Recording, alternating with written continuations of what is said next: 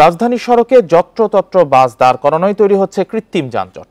চালকেরা যাত্রীর অপেক্ষায় আড়াআড়ি করে বাস রাখায় ফাঁকা সড়কেও তৈরি হচ্ছে গাড়ির দীর্ঘ সারি।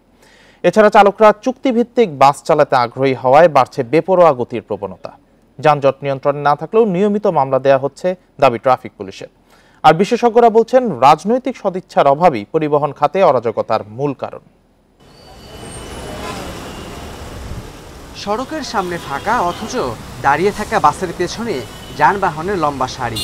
সড়ক আটকে আড়াআড়ি করে বাস রাখায় তৈরি হচ্ছে কৃত্রিম যানজট। যুক্তরাষ্ট্রের national bureau of economic research বলছে, বিশ্বের ১৫২টি দেশের ১২০০ শহরের মধ্যে সবচেয়ে ধীরগতি ঢাকা।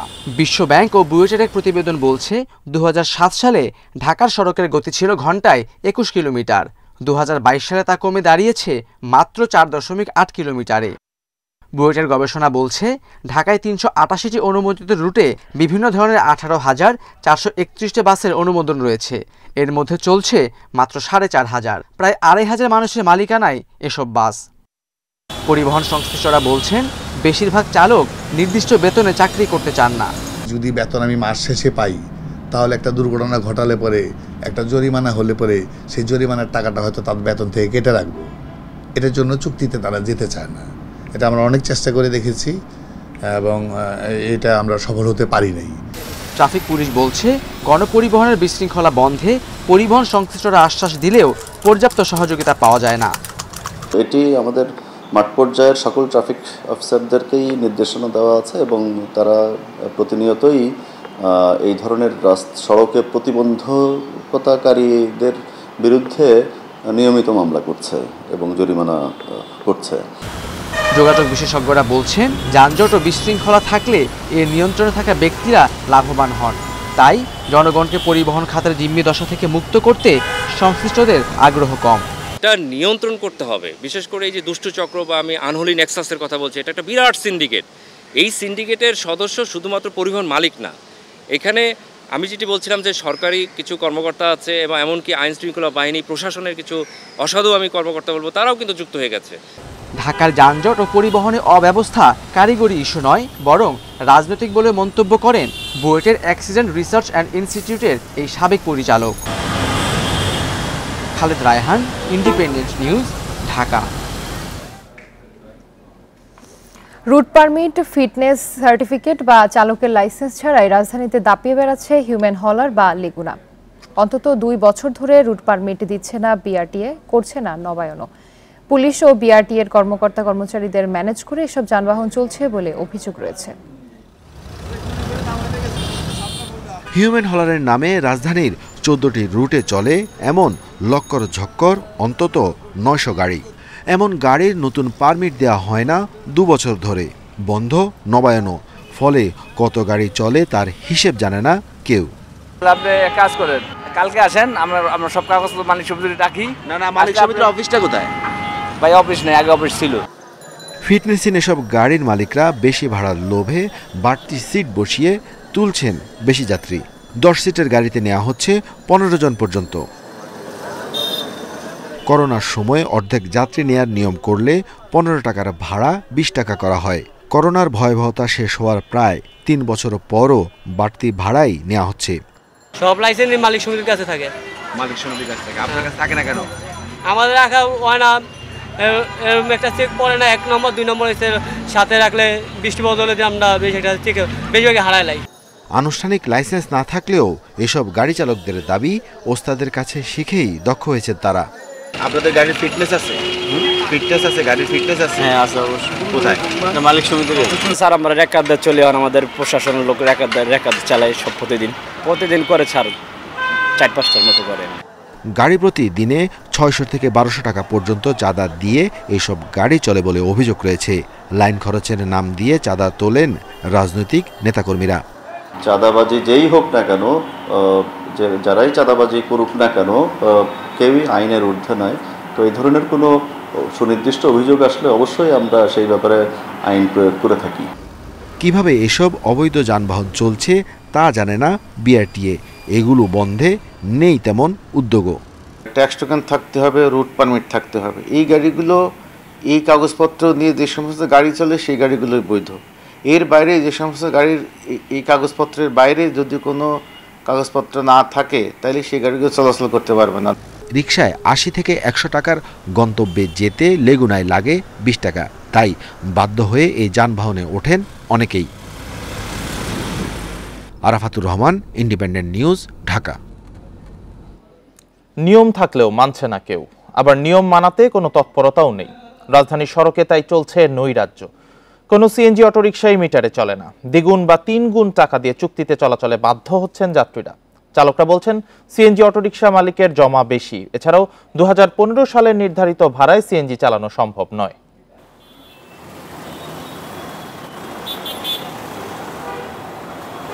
তেজগাঁ ইন্ডিপেন্ডেন্ট টেলিভিশন কত? 200 টাকা দেবেন। 200 টাকা। মিটার তো আছে দেখতে পাচ্ছি, মিটারে যান না? মিটারে পোষে মামা, মিটারে পোষে না। আচ্ছা ঠিক আছে। এখান থেকে অর্থাৎ কাকলি মোড় থেকে তেজগাঁ ইন্ডিপেন্ডেন্ট টেলিভিশন গুগল ম্যাপে দূরত্ব দেখাচ্ছে ৩.৯ কিলোমিটার। সেই হিসেবে মিটারে গেলে প্রথম 2 কিলোমিটার 40 টাকা এবং পরবর্তী প্রতি কিলোমিটার 12 টাকা করে। এই দূরত্বে 65 টাকার বেশি কোনো মতেই ভাড়া আসে না, কিন্তু তারা 200 টাকা চাচ্ছেন, কেউ 150 টাকা। এই যে যাত্রীদের অতিরিক্ত ভাড়া কাটছে পকেট থেকে, এটি দেখভালের জন্য আইন শৃঙ্খলা রক্ষাকারী বাহিনী বা বিআরটিএ কী ভূমিকা রাখছে বা চালকরাই কেন বেশি চাচ্ছেন তার স্বরূপ সন্ধান করব আমরা। তিলোত্তমা ঢাকায় মানুষ বাড়লেও গণপরিবহন সংকট কাটছে না। এ সুযোগে যাত্রীর কাছ থেকে ইচ্ছামতো ভাড়া আদায় করছে সিএনজি অটোরিকশা। পুলিশি মামলার ভয়ে মিটার চালু থাকছে, কিন্তু যাত্রীকে ভাড়া মেটাতে হয় চুক্তিতেই। টেকনিক্যাল থেকে মোহাম্মদপুরে ভাড়া গিয়ে 200 টাকা হয়, আমাকে বাধ্য হয়, আমি কি করব? মিটারে তো ওনারা রাজি হয় না, মানে এটা একটা ট্রেডিশনেই পরিণত হয়েছে। মিটারে যদি যাই আমি, দেখা গেছে জমা উঠছে কিন্তু বেতন উঠে না। একটা যাত্রী রইলে রাস্তায় যাত্রী রইলে টাইপি সাজেনা কাগজ নিয়ে রেকার বিল দাও। ঢাকা মহানগর সিএনজি অটোরিকশা মালিক সমিতি ঐক্য পরিষদের তথ্য মতে রাজধানীতে বৈধ অটোরিকশা 15,000, অবৈধ 30,000-এর বেশি। 2015 সালে সরকার অটোরিকশার দৈনিক জমা 900 টাকা নির্ধারণ করে দেয়, কিন্তু কোনো মালিকই 1100 টাকার কমে জমা নেন না। হয়তো 900 টাকা ছিল, কিন্তু এখন তো সেটা নিয়ে কোনোভাবে পারা যায় না। এখন তো সব কিছুর দাম বাড়তি, এখন পার্টসের দাম সব ডাবল হয়ে গেছে। রাজধানীর সড়কে ভাড়া নিয়ে নৈরাজ্য চললেও দেখার যেন কেউ নেই। এ বিষয়ে ট্রাফিক পুলিশ বা বিআরটিএর উত্তরও দায়সারা। তারা কিন্তু হয়তো 1100 টাকা জমা দিচ্ছে, কিন্তু স্বাক্ষর করতেছে 900 টাকার। তাহলে আমার ম্যাজিস্ট্রেট গিয়ে তো ওই রেজিস্টার চেক করে, রেজিস্টার গিয়ে দেখে 900 টাকা, তখন তো তাদের বিরুদ্ধে আসলে অ্যাকশন নেওয়া কঠিন। মিটারের মাধ্যমে সিএনজি পরিচালনার ক্ষেত্রে প্রয়োজন হলে আমরা বাধ্য করব। তবে জনবল সংকটে সড়কে পর্যাপ্ত ভ্রাম্যমাণ আদালত পরিচালনা করা যাচ্ছে না বলেও দাবি করেন BRTA chairman Ijajur Rahman, Independent News, Dhaka. এই বিষয়গুলো নিয়ে আলোচনা করতে আমাদের সাথে যোগ দিচ্ছেন বুয়েটের অধ্যাপক ও পরিবহন বিশেষজ্ঞ ডক্টর মোহাম্মদ হাদিউজ্জামান। ডক্টর মোহাম্মদ হাদিউজ্জামান, আপনাকে স্বাগত। প্রথমেই রুট পারমিট নিয়ে আপনার থেকে জানতে চাই যে বাসের রুট পারমিট পরিচালনার পদ্ধতি আসলে কাদের স্বার্থে হচ্ছে? যাত্রীরাই কেন ভুক্তভোগী হতে হচ্ছে, যাত্রীদেরই? দেখেন, আপনি জানেন যে আসলে রুট পারমিট দেওয়ার জন্য আমাদের রিজিওনাল ট্রান্সপোর্ট কমিটি বা আরটিসি নামে একটি কমিটি আছে, কিন্তু আমি বলবো এই কমিটি বিগত এক যুগে বা তার চেয়ে বেশি সময় ধরে বাসগুলি যে রুট পারমিট দিয়েছে, আমি মনে করি এটা একেবারে বিজ্ঞানসম্মত না। আসলে ব্যাপারটা হয়েছে এই রুট পারমিটকে ঘিরে একটা বিশাল একটা, আমি মনে করি যে সিন্ডিকেট কিন্তু তৈরি হয়েছে। যারা পরিবহন নেতা আছে তাদের কাছে রুট পারমিট পাওয়াই আসলে এখন বিশাল একটা ব্যাপার। একবার যদি রুট পারমিট নিয়ে নিতে পারেন, আপনাকে আর পিছিয়ে ফিরে তাকাতে হবে না। কারণ যারা বাসের প্রকৃত মালিক, তারা যখনই ওই রুটে বাস চালাতে আসবে তখন ওই ব্যানারের ভিতরেই চালাতে হবে, এবং যারা রুট পারমিট নিয়েছে তাদেরকে চাঁদা দিয়েই চালাতে হবে। তো যারা রুট পারমিট আসলে নিচ্ছেন তাদের কাছে এটা এখন একটা ব্যবসা, বিরাট ব্যবসা আমি বলছি। তো এই কারণে যেটা হয়েছে, আসলে যাত্রীর সেবার দিকে না তাকিয়ে রুট পারমিট নিতে গিয়ে এমন হয়েছে একই রুটে অসংখ্য কোম্পানি ঢুকে গেছে, আবার একই কোম্পানির মধ্যে অসংখ্য মালিক ঢুকে গেছে। তো এই যে একটা, আমি মনে করি উচ্ছৃঙ্খল একটা ব্যবস্থাপনা, যেখানে মালিকরা তাদের বাস দিয়ে দেখা যাচ্ছে যে সড়কে অনেকটা, আমি বলবো ক্যানাবলিজম বা প্রতিযোগিতা করছে যাত্রী ধরার জন্য। এই কারণে কিন্তু সড়কে শৃঙ্খলা ফিরছে না। মাঝখান থেকে আসলে মধ্যস্বত্বভোগী, যেটা আমি বললাম, যারা রুট পারমিট নিচ্ছে তাদের দেখা যাবে একটা বাসও নাই, শুধু রুট পারমিটটা নিয়েই কিন্তু তারা ব্যবসা করছে। তো যারা প্রকৃত মালিক তাদেরকে চাঁদা দিতে হচ্ছে ওই রুটে ঢোকার জন্য, টার্মিনালে চাঁদা দিতে হচ্ছে। যারা পুলিশ আছে, দেখা যাচ্ছে সড়কে কিছু কিছু অসাধু পুলিশ কর্মকর্তা আছে, তাদেরকেও চাঁদা দিতে হচ্ছে। এখন এই চাঁদা যে দিচ্ছে এই পয়সা তো তাদের পকেট থেকে দেবে না, তখন যে যাত্রী আছে যাত্রীর ভাড়া থেকে তারা টাকাটা নিচ্ছে। তো এই জায়গাটা আসলে রাজনৈতিক যে সদিচ্ছার কথা আমরা বলি, সিন্ডিকেট ভাঙার যে কথা বলি, সেটা যদি আসলে না হয় তাহলে এই রুট পারমিটকে ঘিরে যে নৈরাজ্য চলছে এটা কিন্তু বন্ধ হবে না। জি, ডক্টর হাদিউজ্জামান, হিউম্যান হলার বা লেগুনা নামে পরিচিত যে যানটি, আসলে এগুলোর রুট পারমিট বন্ধ রাখার যৌক্তিকতাটা কি? এই যানটি কি নিয়মের মধ্যে রেখে রুট পারমিট দেওয়া যায় না নাকি? না দেখেন, আসলে হিউম্যান হলার, আমরা শুধু হিউম্যান হলারকে কিন্তু অনেক সময় শুধু একটা যানবাহন হিসেবে বিক্ষিপ্তভাবে দেখি, কিন্তু আমাকে দেখতে হবে যে হিউম্যান হলারের আসলে চালক কারা সেটাও কিন্তু দেখতে হবে। আমরা কিন্তু আমাদের যে গণপরিবহন চলে ঢাকা শহরে, সেই গণপরিবহনের চালকের দক্ষতা নিয়ে অনেক প্রশ্ন আছে, যে তাদের অধিকাংশ ক্ষেত্রে আমরা দেখছি যে ভারী যানবাহন হিসেবে যে ভারী লাইসেন্স থাকার কথা সেটা থাকছে না। তো হিউম্যান হলার এটা তো বাণিজ্যিক ভাবে চলে, আপনি 10 থেকে 12 জন যাত্রী পরিবহন করছে, তাহলে বাণিজ্যিক ভাবে চলার জন্য রুট পারমিট যেমন একটা বিষয়, পাশাপাশি চালককে, কারণ এই যে 10 থেকে 12 জন যাত্রী থাকবে তাদের জীবনের নিরাপত্তা কিন্তু চালকের উপর নির্ভরশীল। আমরা দেখছি অনেকটা শিশু বা অল্প বয়স্ক চালক হিউম্যান হলারে বসে সে বাণিজ্যিক ভাবে যাত্রী পরিবহন করছে, এবং দিনের আলোতে, এটা তো লুকোচুরি করে হচ্ছে না, কিন্তু দেখা যাচ্ছে যে আপনার আমাদের ট্রাফিক পুলিশ তাদের সামনেই যখন এইভাবে হিউম্যান হলারগুলি চালানো হয়, কিন্তু তাদেরকে নিয়ন্ত্রণ করার যে আসলে কার্যকরী পদক্ষেপের কথা বলে সেটা কিন্তু আমরা দেখছি না। তার কারণ আমি যেভাবে মনে করি, এই হিউম্যান হলারের মালিক কারা সেটাও দেখতে হবে। এই হিউম্যান হলারের দেখবেন যে আমাদের প্রশাসনের কিছু কর্মকর্তা তাদেরও কিন্তু হিউম্যান হলার আছে। তো এখন এই কারণে আমরা যেটা বলি, রক্ষক যখন ভক্ষক হয়ে যায় আপনি তো নিয়ন্ত্রণ করতে পারবেন না। এই হিউম্যান হলারের ফিটনেসের ঘাটতি আছে।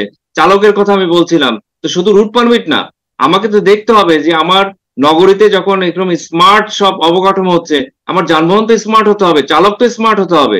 তো আমরা কিন্তু সেদিকে কথা বলছি না, শুধু বলছি যে হিউম্যান হলার দরকার আছে, যাত্রী চাহিদা আছে, অবশ্যই যাত্রী চাহিদা আছে, কিন্তু তার সাথে সাথে আসলে আমার যানবাহনগুলোকেও আমি বললাম এটা ফিটনেসের একটা বড় বিষয়।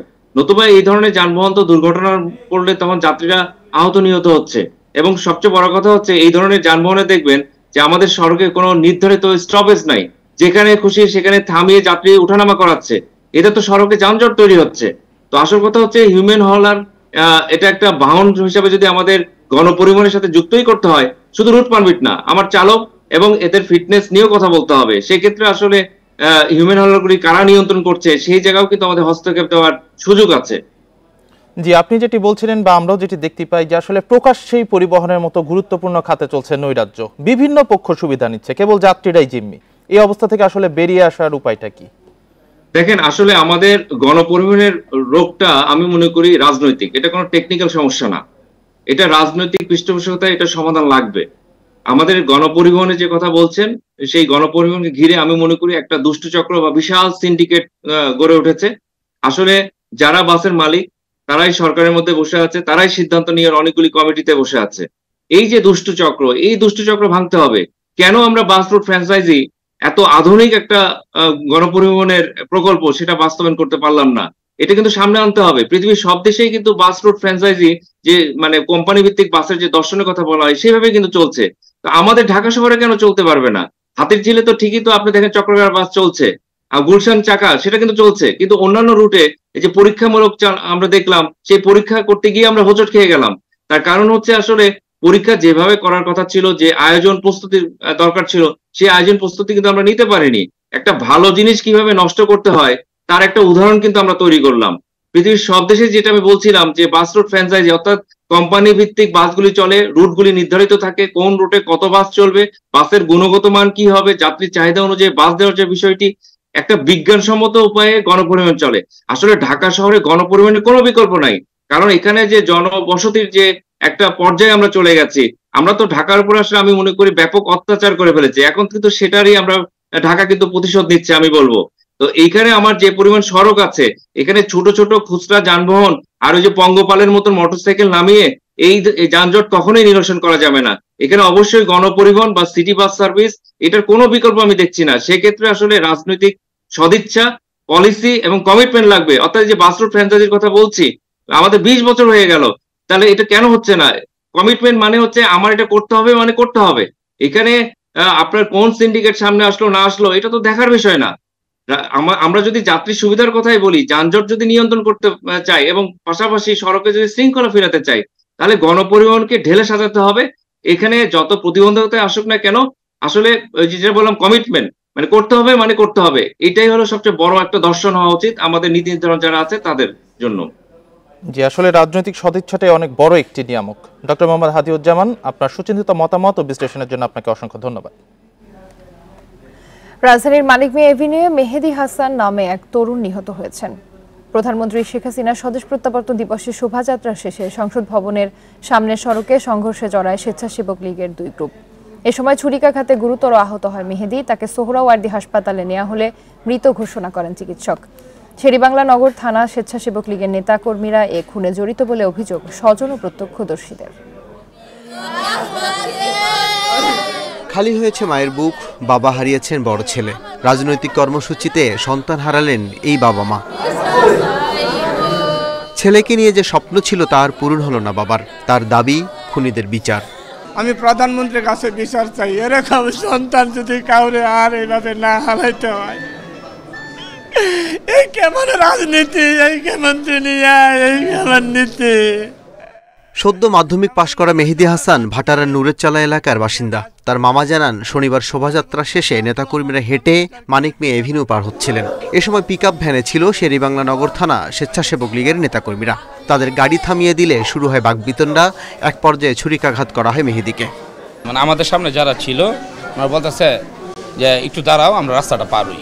ওনারা বলতেছে না না রাস্তা পার নিয়ে যাবে না, ওদের উপরে দেয়, ড্রাইভার বলতে ওদের উপর দিয়ে গাড়ি নিয়ে যাও। ওদের নেতৃত্বে ছিল জাকিরের নেতৃত্বে আপনার ওরা আইসা অতর্কিতভাবে আমাদের উপরে হামলাগুলো করে। ওদের মধ্যে দুইজনের হাতে চাকু ছিল। আমরা সবার ছবি এবং নাম টাম শনাক্ত করে আমরা প্রশাসনের কাছে দিয়েছি। ভাটারা এলাকার ৩৯ ওয়ার্ড কাউন্সিলর জানান, নিহতের মা, মামাসহ অনেক স্বজনই স্থানীয় আওয়ামী লীগের অঙ্গ সংগঠনের সাথে জড়িত। দলের মিছিল মিটিংয়ে সরব ছিল নিহত কিশোর। ওরা হচ্ছে ভাটারা আর ওরা হচ্ছে শেরেবাংলা নগর। ওদের পিকআপটা হচ্ছে যাওয়ার সময় এই বাচ্চা দলের যে পিকআপটা থামাইলো কেন? এ ব্যাপারে মধ্যরাত পর্যন্ত পুলিশ কিছুই বলতে চায়নি। আল আমিন হক অহন, ইন্ডিপেন্ডেন্ট নিউজ, ঢাকা। সাংগঠনিক অনিয়ম এবং বিশৃঙ্খলার অভিযোগে চট্টগ্রাম কলেজ ছাত্রলীগের কমিটি বিলুপ্ত ঘোষণা করা হয়েছে। শনিবার রাতে চট্টগ্রাম মহানগর ছাত্রলীগের এক সংবাদ বিজ্ঞপ্তিতে এ তথ্য জানানো হয়। বিজ্ঞপ্তিতে বলা হয়, 2018 সালের সেপ্টেম্বরে মাহমুদুল করিমকে সভাপতি এবং সুভাষ মল্লিক সবুজকে সাধারণ সম্পাদক করে ঘোষিত ছাত্রলীগ চট্টগ্রাম কলেজ শাখা কমিটি অনিয়ম ও বিশৃঙ্খলার কারণে বিলুপ্ত ঘোষণা করা হলো। কলেজ ক্যাম্পাস ও আশেপাশে বিভিন্ন উন্নয়নমূলক কাজে চাঁদাবাজি সহ নানা অনিয়মের অভিযোগ ওঠে সভাপতি ও সাধারণ সম্পাদকের বিরুদ্ধে। গত 13ই মে তাদের ক্যাম্পাসে অবাঞ্ছিত ঘোষণা করা হয়।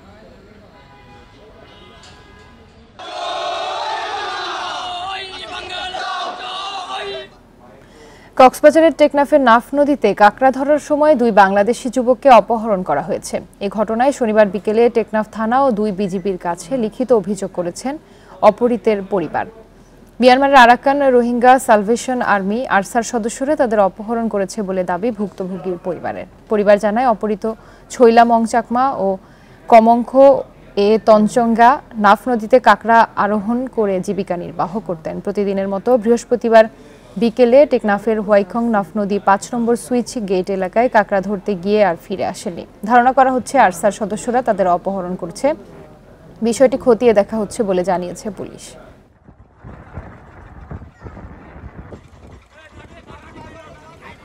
উপজেলা পরিষদ নির্বাচনে নিজের ভাইকে জয়ী করতে প্রভাব বিস্তারের অভিযোগ উঠেছে ঢাকা রেঞ্জের ডিআইজি সৈয়দ নুরুল ইসলামের বিরুদ্ধে। চাঁপাইনবাবগঞ্জের শিবগঞ্জে প্রতিপক্ষকে ভয় ভীতি দেখানোর পাশাপাশি অবৈধ অর্থ ছড়ানোর অভিযোগ করেছেন প্রতিদ্বন্দ্বী প্রার্থী। তবে রিটার্নিং কর্মকর্তা বলছেন, নির্বাচন সংশ্লিষ্টরা প্রভাবমুক্ত হয়েই কাজ করবেন। শিবগঞ্জ উপজেলা নির্বাচনে চেয়ারম্যান প্রার্থী সৈয়দ নজরুল ইসলাম আর সব প্রার্থীর মতো চালাচ্ছেন প্রচার। তবে অভিযোগ আছে, তাকে জয়ী করতে তার ভাই পুলিশের ঢাকা রেঞ্জের ডিআইজি সৈয়দ নুরুল ইসলাম এলাকায় প্রভাব বিস্তার করছেন। প্রতিদ্বন্দ্বী প্রার্থীর কর্মীদের ভয়ভীতি দেখানো ও টাকা ছড়ানোর অভিযোগ ডিআইজির বিরুদ্ধে।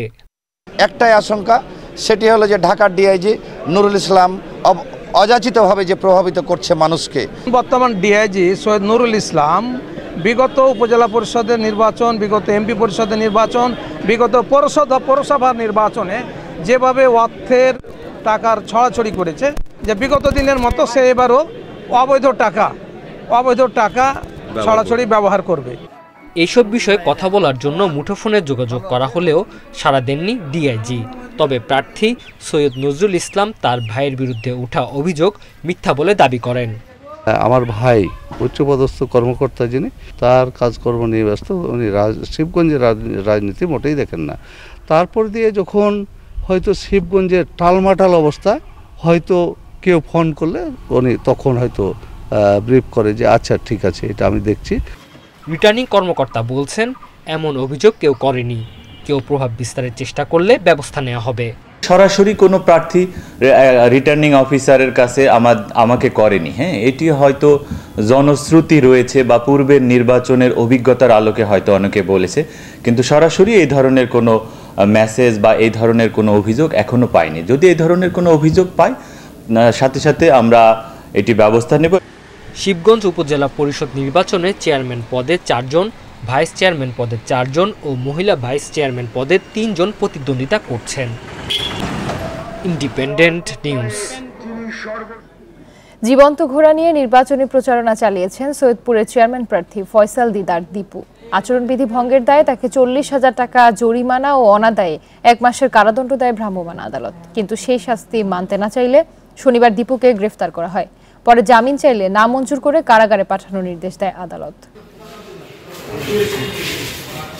শুক্রবার সকালে সৈয়দপুরের বাঙালিপুর এলাকায় জীবন্ত ঘোড়া নিয়ে প্রচারণা চালান ঘোড়া প্রতীকের উপজেলা চেয়ারম্যান প্রার্থী ফয়সাল দিদার দীপু। এ সময় নির্বাহী ম্যাজিস্ট্রেট তাকে 1 দফা সতর্ক করেন। বিকেলে পৌর শহরে দীপুর নির্বাচনী অফিসের সামনে ভ্রাম্যমাণ আদালত বসিয়ে জীবন্ত প্রাণী নিয়ে প্রচারণা চালিয়ে আচরণবিধি লঙ্ঘনের দায়ে 40,000 টাকা জরিমানা, অনাদায়ে 1 মাসের কারাদণ্ডের আদেশ দেন নির্বাহী ম্যাজিস্ট্রেট আমিনুল ইসলাম। জরিমানা দিতে অস্বীকার জানালে দীপুকে পুলিশ আটক করে। পরে শনিবার দুপুরে দায়ের করা মামলায় তাকে গ্রেপ্তার দেখানো হয়। এজাহারে যেটা ইসলাম মহোদয় বর্ণনা করেছেন যে মোটরসাইকেল শোডাউন এবং আপনার জীবন্ত প্রাণী সেখানে প্রদর্শন করা। বিকেলে প্রার্থী দীপুকে সিনিয়র জুডিশিয়াল ম্যাজিস্ট্রেট আদালতে তোলা হয়। আদালত দুপক্ষের যুক্তিতর্ক শুনে দীপুর জামিন নামঞ্জুর করে কারাগারে পাঠানোর নির্দেশ দেয়। তাকে পুলিশ হেফাজতে নেওয়া হয় যেহেতু তিনি এটা দিতে অস্বীকার করেছেন জরিমানার টাকা। এবং আজকে আমরা নীলফামারী সিনিয়র জুডিশিয়াল ম্যাজিস্ট্রেট আদালতে জনাব শাহিন কবির স্যারের কোর্টে তার জামিন আবেদন করি এবং জামিন শুনানি অন্তে বিজ্ঞ আদালত সন্তুষ্ট হয়ে তার জামিন আবেদন নামঞ্জুর করেন। প্রস্তুতি নিচ্ছি এবং আমরা এই আদেশের বিরুদ্ধে সংক্ষুব্ধ। মামলার পরবর্তী শুনানির দিন ধার্য করা হয়েছে 20 মে। Mahmud Al Hasan, independent news, Nilphamari. ফরিদপুরের ভাঙা 3য় ধাপের উপজেলা পরিষদ নির্বাচনে প্রচারণাকালে চেয়ারম্যান প্রার্থী মোখলেসুর রহমান সুমনের উপর হামলার ঘটনা ঘটেছে। হামলায় সুমনের 3 কর্মী আহত হয়েছে। ভাঙচুর করা হয়েছে বেশ কয়েকটি গাড়ি। পুলিশ জানায় শনিবার সন্ধ্যায় উপজেলার পুকুরিয়া ব্রাহ্মণকান্দা প্রাথমিক বিদ্যালয় মাঠে আওয়ামী লীগ সমর্থিত প্রার্থী মোখলেসুর রহমান সুমনের পথসভা ছিল। এ সময় প্রতিপক্ষ কাউসার ভুইয়ার সমর্থক ইয়াকুব মিয়া, আক্কাস মাতব্বর, তুহিন খানের নেতৃত্বে শতাধিক কর্মী এসে তাদের উপর অতর্কিত হামলা চালায়। এ সময় ভাঙচুর করা হয় 5টি গাড়ি। হামলায় আহত হয় সুমনের 3 সমর্থক। অভিযোগ পেলে ব্যবস্থা নেওয়া হবে বলে জানিয়েছে পুলিশ।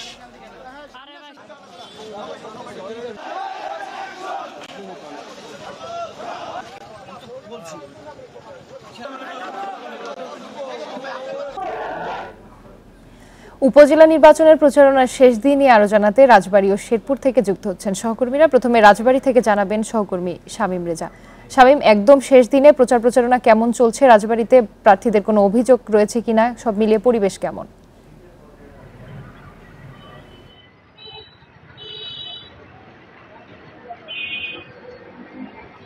হ্যাঁ, প্রচারণার কিন্তু আজই সেই দিন মধ্যরাত থেকে নির্বাচনী প্রচারণা শেষ হচ্ছে। রাজবাড়ীতে 3টা উপজেলাতে 2য় ধাপের উপজেলা পরিষদ নির্বাচন অনুষ্ঠিত হবে। রাজবাড়ী সদর, গোয়ালন্দ এবং বালিয়াকান্দি উপজেলা। এই 3টা উপজেলাতে 6 জন চেয়ারম্যান প্রার্থী সহ মোট 37 জন প্রার্থী কিন্তু প্রতিদ্বন্দ্বিতা করছেন। আমরা দেখতে পেয়েছি যে আসলে প্রতীক বরাদ্দের পর থেকে কিন্তু প্রার্থীরা ভোটারদের দ্বারে দ্বারে গিয়ে ভোট প্রার্থনা করছেন। শহর থেকে প্রত্যন্ত অঞ্চল পর্যন্ত কিন্তু তারা যাচ্ছেন ভোটারদের কাছে। আজ যেহেতু প্রচারণার সেই দিন, সেক্ষেত্রে আমরা দেখেছি যে সকাল থেকেই প্রার্থীরা কিন্তু তাদের কর্মী সমর্থকদের নিয়ে বিভিন্ন এলাকায় কিন্তু বেরিয়ে গেছেন এবং ভোটারদের কাছে গিয়ে ভোট প্রার্থনা করছেন। সেই সাথে এলাকার উন্নয়নের জন্য নানা ধরনের প্রতিশ্রুতিও দিচ্ছেন।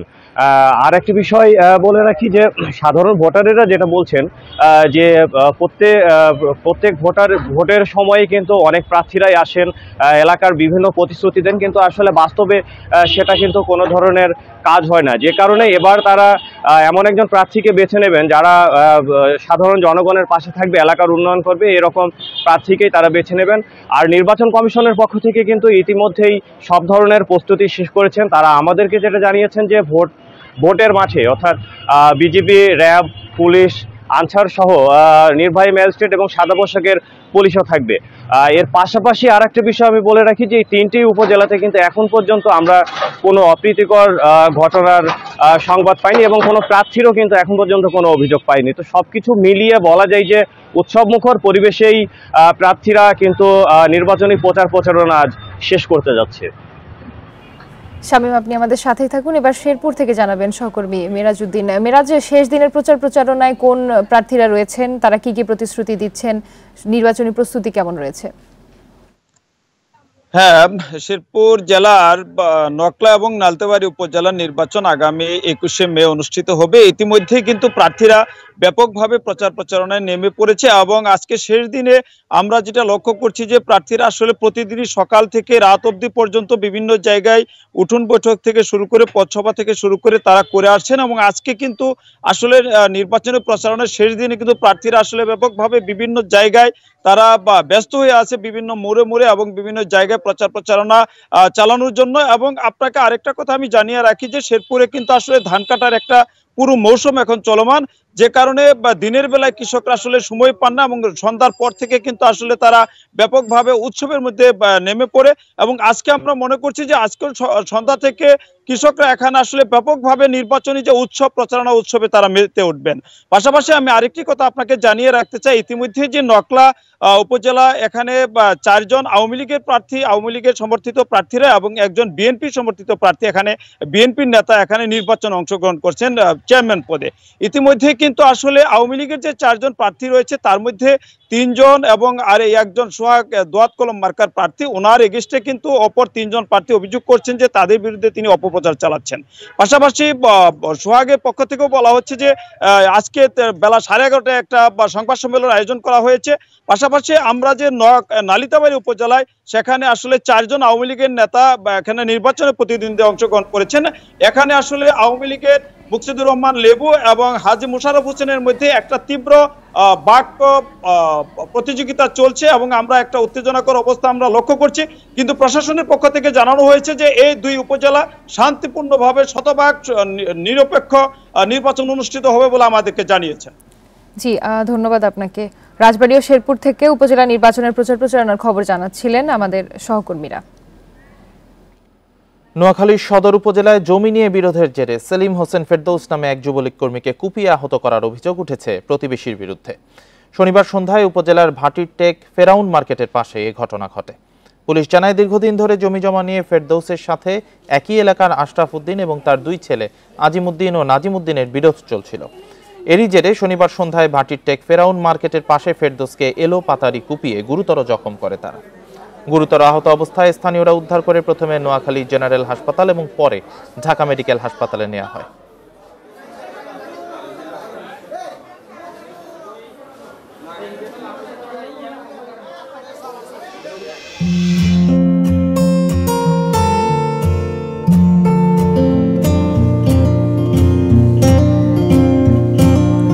মানিকগঞ্জের হরিরামপুরের বিভিন্ন সড়কের পাশ এবং শিক্ষা প্রতিষ্ঠানের সামনে দেখা মিলছে পলাশ, কৃষ্ণচূড়া সহ নানা রঙের দেশি বিদেশি ফুলের গাছ।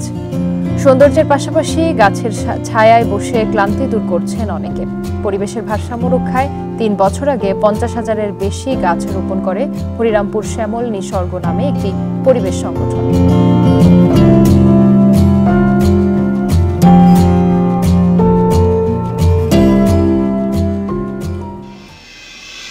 এ নিয়ে বিস্তারিত প্রতিবেদন থাকছে সংবাদের শেষ অংশে। চলে যাচ্ছি পরবর্তী সংবাদে। রাজধানীর ফার্মগেটের শহীদ আনোয়ারা উদ্যান ফিরিয়ে দিতে মেট্রো রেল কর্তৃপক্ষকে 1 মাসের আলটিমেটাম দিয়েছেন আন্দোলনরত নাগরিকেরা, নইলে নেওয়া হবে আইনি ব্যবস্থা। আন্দোলনকারীদের অভিযোগ, নির্মাণ কাজ শেষে সবুজ উদ্যানটি আগের অবস্থায় ফিরিয়ে দেওয়ার কথা থাকলেও মেট্রো রেল কর্তৃপক্ষ এখন সেখানে মার্কেট করতে চায়। ৬৯-এর গণ অভ্যুত্থানের প্রথম নারী শহীদ আনোয়ারা বেগম, তার স্মৃতি রক্ষার্থে রাজধানীর ফার্মগেটের এ উদ্যানের নামকরণ। ২০১৮ সাল থেকে উদ্যানটি প্রকল্পের কাজে ব্যবহার করছে মেট্রো রেল কর্তৃপক্ষ। কাজ শেষে তা আগের অবস্থায় ফিরিয়ে দেওয়ার কথা থাকলেও এখন সেখানে বিপণী বিতান, রেস্টুরেন্ট, বিনোদন কেন্দ্রের মতো বাণিজ্যিক কার্যক্রম পরিচালনার সিদ্ধান্ত নিয়েছে ঢাকা ম্যাস ট্রানজিট কোম্পানি। এর প্রতিবাদে শনিবার বিকেলে আনোয়ারা উদ্যানের সামনে মানববন্ধন সচেতন নাগরিকদের। উন্নয়ন সেটা যেখানে রাস্তাঘাটে আমি নিরাপদে হাঁটতে পারবো, প্রত্যেকটি উদ্যান, প্রত্যেকটি বাগান, প্রত্যেকটি পার্ক উন্মুক্ত থাকুক। সব বয়সী নারী পুরুষ যোগ দেন নগর নিসর্গ রক্ষার এই আন্দোলনে। তারা বলেন, দেশে রেস্তোরাঁ আর মার্কেটের কোনো অভাব নেই, বরং প্রয়োজন প্রকৃতি, পার্ক আর খেলার জায়গা। আমার নাগরিক দায়বদ্ধতার জায়গা থেকে আমি এখানে এসে দাঁড়িয়েছি। এই প্রাণ এবং প্রকৃতির জন্য বাংলাদেশের জনগণ এখন সোচ্চার। ডিএনসিসি যদি চায়, যদি এখন আমাদের রাজনৈতিক যারা পাওয়ার আছে ওরা যদি চায়, কোনো কারণই নাই যে এটাকে ফেরত আনা যাবে না। বিভিন্ন দেশে দেখবেন মেট্রো রেল উপর দিয়ে যাচ্ছে, নিচে পার্ক। নগর পরিকল্পনাবিদরা বলছেন, রাজধানীর বর্তমান যে পরিস্থিতি, সেক্ষেত্রে ১ বর্গফুট খোলা জায়গা নষ্ট করাও অনেক বড় হুমকি। সবশেষ মেট্রো রেল কর্তৃপক্ষকে উদ্যান ফিরিয়ে দিতে ৩০ দিনের আলটিমেটাম দিয়েছে আন্দোলনকারীরা। ২০-২৫ বছর আগেও ২০ ভাগের মতো সবুজ এলাকা ছিল, এখন কমতে কমতে এটা ৭-৮ ভাগে নেমে এসেছে। এই জন্যই প্রতিটি স্কোয়ার ফিট সবুজ রক্ষা করতে হবে, যেন এই ৭-৮ ভাগকে আমরা অন্তত ১০-১৫ ভাগ নিতে পারি। আগামী ৩০ দিনের মধ্যে যদি উদ্যান ফেরত না দেন, আমরা এখানে অবস্থান কর্মসূচি এবং ঘেরাও দিব এবং আমরা আপনাদের বিরুদ্ধে আইনি ব্যবস্থা নিব। এর আগে গেল বছরের অক্টোবরে ফার্মগেটে পুনর্নির্মিত ওভারব্রিজ উদ্বোধনের সময় এই উদ্যান আগের অবস্থায় ফিরিয়ে দেওয়ার আশ্বাস দিয়েছিলেন স্বরাষ্ট্রমন্ত্রী ও ঢাকা উত্তরের মেয়র। ইকরামুল কবির, ইন্ডিপেন্ডেন্ট নিউজ, ঢাকা। যথাসময়ে পরীক্ষা না করতে পারায় চট্টগ্রামে ৩০ ভাগ ক্যান্সার রোগী মৃত্যু ঝুঁকিতে পড়ছেন, জানিয়েছেন বিশেষজ্ঞরা। শনিবার চট্টগ্রামে ক্যান্সার নিরূপণে চ্যালেঞ্জ বিষয়ক সেমিনারে এমন তথ্য দিয়েছেন গবেষকরা। বন্দর নগরীতে আধুনিক সুযোগ সম্বলিত রোগ নির্ণয় কেন্দ্র চালুতে গুরুত্ব দিচ্ছেন তারা। চট্টগ্রাম মেডিকেল কলেজ হাসপাতালে গত ১ বছরে ক্যান্সারের চিকিৎসা নিয়েছেন ২০,০০০ রোগী, যা ২০২২ সালের চেয়ে ৬,৫১০ জন বেশি। চলতি বছরের প্রথম ৪ মাসে চিকিৎসা নিয়েছেন ৮,০০০। চট্টগ্রাম অঞ্চলে ক্যান্সার আক্রান্তদের ৫৫ ভাগ নারী, আর নতুন রোগীদের মধ্যে খাদ্যনালী, স্তন, ফুসফুস ও জরায়ু ক্যান্সারে আক্রান্তের সংখ্যা বেশি। শনিবার চট্টগ্রামের একটি হোটেলে ক্যান্সার নিরূপণে চ্যালেঞ্জ শীর্ষক এক সেমিনারে বিশেষজ্ঞ চিকিৎসকরা জানান, এই অঞ্চলে ক্যান্সার আক্রান্তের সংখ্যা আশঙ্কাজনক হারে বাড়ছে। এজন্য খাদ্যাভ্যাস, ধূমপান ও জিনগত কারণ চিহ্নিত করেছেন তারা। জানান, রোগ শনাক্তে দেরি হওয়ায় বাড়ছে মৃত্যু ঝুঁকিও।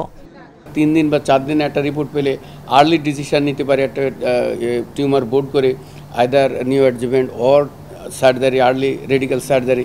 সেক্ষেত্রে দেখা যায় বিদেশ থেকে আসতে 10 দিন 15 দিন লাগতেছে, অনেক ক্ষেত্রে আরও বেশি লাগে, দীর্ঘায়িত হয়। এখানকার লোক যে শুটকি মাছ খায়, শুটকি মাছের মধ্যে যে ডিটিটিটা থাকে, সেই ডিটিটিটা কিন্তু ক্যান্সারের জন্য খুব বড় একটা কারণ। সেকেন্ড একটা জিনিস যেটা হয়েছে, যে চিটাগাঙ্গে যেটা হয়েছে, যে তারা কিছুটা ফ্যাটি ফুড খায়, এটাও কিন্তু গাট ক্যান্সার হয়। ক্যান্সার নিরূপণে চট্টগ্রামে প্রথমবারের মতো বিশেষজ্ঞদের সমন্বয়ে টিউমার বোর্ড গঠন করেছে অ্যাসপেরিয়া নামের একটি প্রতিষ্ঠান। তাদের দাবি, রোগ শনাক্তে যাতে দেরি না হয়, সেজন্য এই উদ্যোগ। পেশেন্ট যদি এমন কোনো ক্যান্সার হয় যেটা সারা শরীরে ছড়িয়ে পড়তে পারে, সেক্ষেত্রে কিন্তু পেশেন্টের অবস্থা আরও আশঙ্কাজনক হবে এবং পেশেন্টকে ট্রিটমেন্ট করে বাঁচানোর সম্ভাবনা অনেক কমে যাবে। এই জায়গাটাতে আমরা কাজ করছি যে অল্প সময়ে টাইম সেভ করব এবং মানিও সেভ করব। চট্টগ্রামে সরকারি কোনো বিশেষায়িত ক্যান্সার হাসপাতাল নেই। আক্রান্তদের চিকিৎসা চলে চট্টগ্রাম মেডিকেলের একটি ওয়ার্ডে। Independent news. গভীর সমুদ্রে উৎপাদন ও প্রজনন বাড়াতে সোমবার মধ্যরাত থেকে শুরু হচ্ছে ইলিশ সহ সব ধরনের মাছ ধরায় ৬৫ দিনের নিষেধাজ্ঞা। উপকূলীয় এলাকার জেলেদের দাবি, তারা নিষেধাজ্ঞা মানলেও দেশের জলসীমায় ঢুকে মাছ ধরে নিয়ে যায় প্রতিবেশী জেলেরা। এতে নিষেধাজ্ঞা তুলে নেওয়ার পর কাঙ্ক্ষিত মাছ না পাওয়ায় জীবিকা উপার্জন হয় না তাদের। সরকারের দেয়া প্রণোদনাও বাড়ানোর দাবি জেলেদের। গভীর সাগর থেকে ফেরা বেশিরভাগ ট্রলারে নেই কাঙ্ক্ষিত পরিমাণ ইলিশ, তাই হতাশ জেলেরা। এরই মধ্যে আবারও ৬৫ দিনের নিষেধাজ্ঞার কারণে সমুদ্র থেকে ফিরে এসেছেন বরগুনার পাথরঘাটা BFDC মৎস্য অবতরণ কেন্দ্রের ঘাটে। জেলেরা বলছেন বরি আবহাওয়ার কারণে এই বছর জালে মাছ ধরা পড়েছে কম। চড়া মূল্যের বাজারে 2 মাস উপার্জন বন্ধ থাকায় পরিবার সহ দিন কাটছে অনিশ্চয়তায়। তাদের অভিযোগ, জনপ্রতিনিধিদের স্বজনপ্রীতির কারণে সহায়তার চাল পাচ্ছেন না প্রকৃত জেলেরা। নগদ অর্থ সহায়তার দাবি তাদের। চাউলের সাথে কিছু টাকা পয়সার দরকার, কইছি বলবেন, খালি চাউল খাইতে বাঁচাবে না। নিষেধাজ্ঞার সময় নিবন্ধিত জেলেদের 86 কেজি করে প্রণোদনার চাল দেওয়ার কথা জানান মৎস্য কর্মকর্তা। এই সময়ে সমুদ্রগামী যে জেলে ভাইয়েরা আছেন, আমাদের বরগুনা জেলেদের সংখ্যা 27,250 জন। তাদের প্রত্যেকেই আমরা 86 কেজি করে চাল সাহায্য দিব, যাতে তারা এই নিষিদ্ধকালীন সময়ে সার্ভাইভ করতে পারে। দীর্ঘদিন ধরে বৃষ্টির দেখা নেই উপকূলীয় এলাকা কুয়াকাটায়। জেলেদের অভিযোগ, প্রতিবেশী দেশের জেলেদের মাছ ধরা অব্যাহত থাকায় সমুদ্র থেকে খালি হাতে ফিরতে হচ্ছে তাদের। ভারতালারা মাছ অনেক ধরে নিয়ে যায়, আমরা পরবর্তী নামে আমরা মাছ পাই না। ভারতালাকে এই অবরোধটা আমাকে মিলে দেয়, তা আমরা একটু বাঁচতে পারবো। এই বিষয়ে নৌবাহিনী ও কোস্টগার্ডের সাথে সমন্বয়ের মাধ্যমে কাজ করছে মৎস্য বিভাগ। কোস্টগার্ড প্লাস নৌ পুলিশ এবং আমাদের যে বানৌজা শেরেবাংলা ঘাঁটি নৌবাহিনীর সাথেও আমাদের কথা হয়েছে। তারা আমাদেরকে আশ্বস্ত করছে যে তাদের টহল বঙ্গোপসাগরে তাদের টহল বজায় থাকবে। তো আশা করতেছি যে আমাদের এই টহল কার্যক্রম বজায় থাকার মাধ্যমে পার্শ্ববর্তী দেশের জেলেরা এখানে মাছ ধরতে পারবে না। নোয়াখালীতে 65 দিন সব ধরনের মাছ ধরা বন্ধ রাখতে মৎস্যজীবীদের প্রণোদনা সহ নানা পদক্ষেপ নিয়েছে প্রশাসন। Tanjil Hasnat, Independent News. যৌতুককে নিরুৎসাহিত করতে যশোরে অনুষ্ঠিত হলো গণবিয়ে। খুলনা বিভাগের অসহায় অসচ্ছল পরিবারের সদস্যদের জন্য এই আয়োজন করা হয়। বিয়ের পর 50 নবদম্পতিকে উপহার দেওয়া হয় প্রয়োজনীয় নানা সামগ্রী। বিনা খরচে ছেলে মেয়েকে বিয়ে দিতে পেরে খুশি পরিবারের সদস্যরা। হাতে মেহেদি, লাল টুকটুক শাড়ি পরা, মাথায় বড় ঘোমটা, বিয়ের সাজে সারিবদ্ধ 50 কনে। খুলনা বিভাগের বিভিন্ন জেলায় অসহায় অসচ্ছল 100 পরিবারের এসব নারীকে বিয়ে দেওয়া হলো কোনো যৌতুক ছাড়া। এই গণবিয়ে আয়োজন করা হয়েছে যশোরের ঝিকরগাছায় গাজীর দরগা মাদ্রাসা প্রাঙ্গণে। সেখানে আগে নির্ধারিত পাত্রপাত্রীর বিয়ে পড়ান কাজী। ভোজ শেষে নবদম্পতিদের উপহার দেওয়া হয় ভ্যান সহ নানা সামগ্রী। সমাজের সবাই এরকম যৌতুকবিহীন বিয়ে করুক। এই যৌতুক নামক যে ব্যাধি, এই ব্যাধিটা আমাদের সমাজ থেকে, আমাদের দেশ থেকে বিতাড়িত হয়ে যায়। উপহার পেয়ে আমি খুবই খুশি হয়েছি আর কি। এটা পেয়ে আমি ভালো কিছু করতে চাই আর কি সংসারের জন্য। এটা আমার এই গাড়িটা খুবই ভালো কাজে লাগবে। বিনা খরচে ছেলে মেয়েকে বিয়ে দিতে পেরে খুশি পরিবারের সদস্যরা। ছোট একটা ব্যবসা করি, সেই ব্যবসার দ্বারা আমার ছেলে বিয়ে দেওয়া সম্ভব হতো না। এই ঈদে সাপোর্ট পাইছিলাম, এর জন্যই আমি খুব একটা খুশি। আমরা গরিব মানুষ, ছেলেদের খুব সাহায্য পাইছি, আমরা এর জন্য খুব খুশি। আয়োজকরা জানান, যৌতুক প্রথাকে নিরুৎসাহিত করতেই এই আয়োজন।